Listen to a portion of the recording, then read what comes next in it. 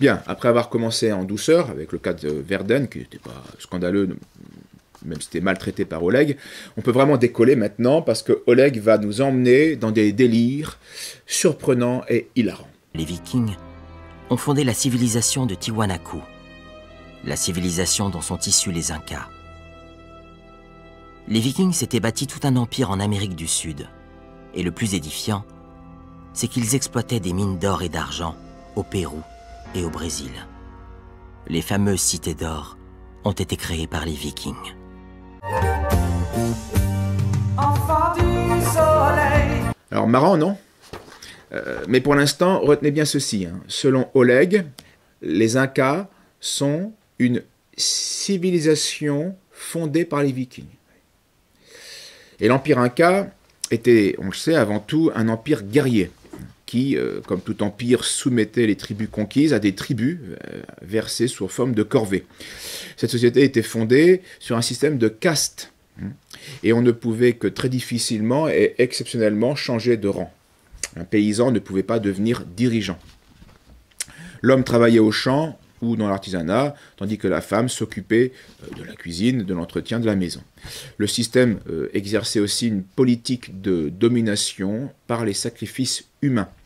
Les personnes, les hommes, les femmes ou enfants étaient offerts en sacrifice et ils devaient être donc de bonnes conditions pour que le sacrifice soit un vrai... on n'offrait pas des déchets, on offrait des gens en bonne santé, pour que ce soit un vrai sacrifice. Parmi les jeunes filles choisies dans chaque province, pour être des femmes choisies, donc réservées, une partie d'elles était réservée au sacrifice. Pour eux, donc pour les Incas, dans la mentalité Inca, la victime ne mourait pas. Elle devenait un être comme divinisé, un gardien du territoire Inca. Donc avant la mise à mort, le sacrifié devait boire un alcool de maïs très fort, et dans de nombreux cas, eh bien, il était ensuite enterré vivant, et ayant perdu conscience, il mourait d'hypothermie. C'était une manière de sacrifier. Alors maintenant, quand c'est tout cela, écoutez notre historien Oleg. Dans le film « Templiers vikings et cathédrale », nous avions démontré que le phénomène viking était une révolution odinique internationale. Une contre-attaque destinée à l'empire chrétien qui asservissait les païens. Cette guerre était un combat pour la liberté et l'égalité. Une bataille menée contre la pensée unique et contre l'établissement d'une caste dominatrice. L'Église étant intimement liée à la politique, c'était aussi une guerre de religion, un face-à-face entre les dieux et les déesses odiniques et le Dieu unique chrétien. Les Vikings étaient des croisés. Ils rétablissaient la liberté pour les paysans et pour les femmes partout où ils prenaient le pouvoir. Oui, donc tout cela est simplement stupide.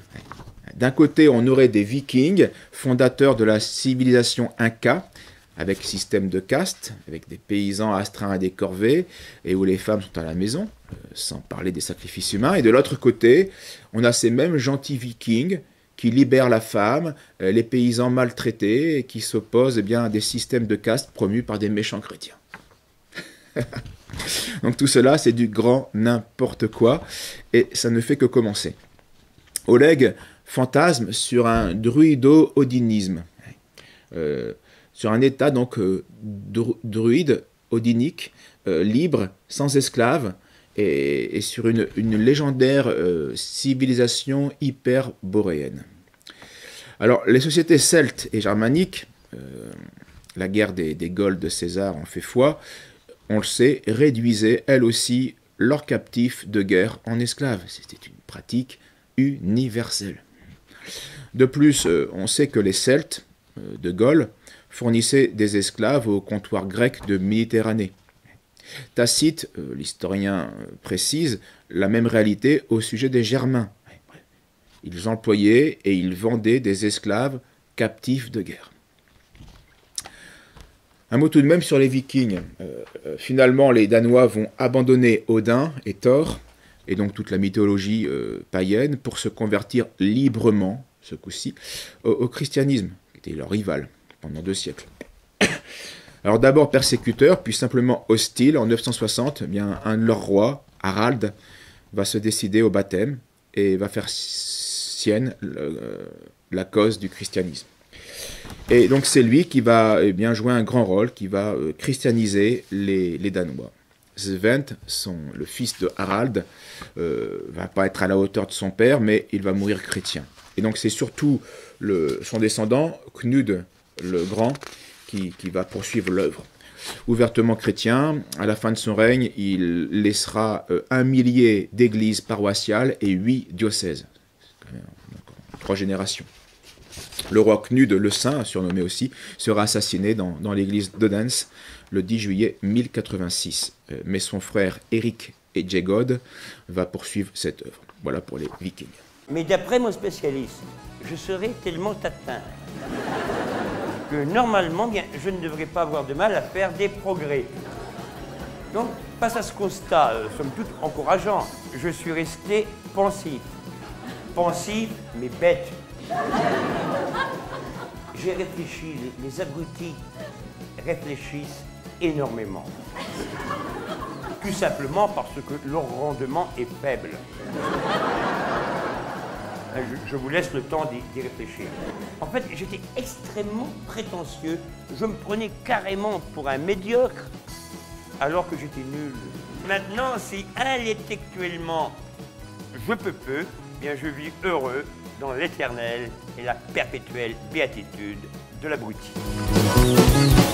Alors lui, on l'aime pas, il se croit sorti tout droit de la cuisse de Jupiter. Avec son air austère, il se croit intéressant, il faut qu'il parle tout le temps. Il a des idées sur tout, il sait surtout nous bourrer beau.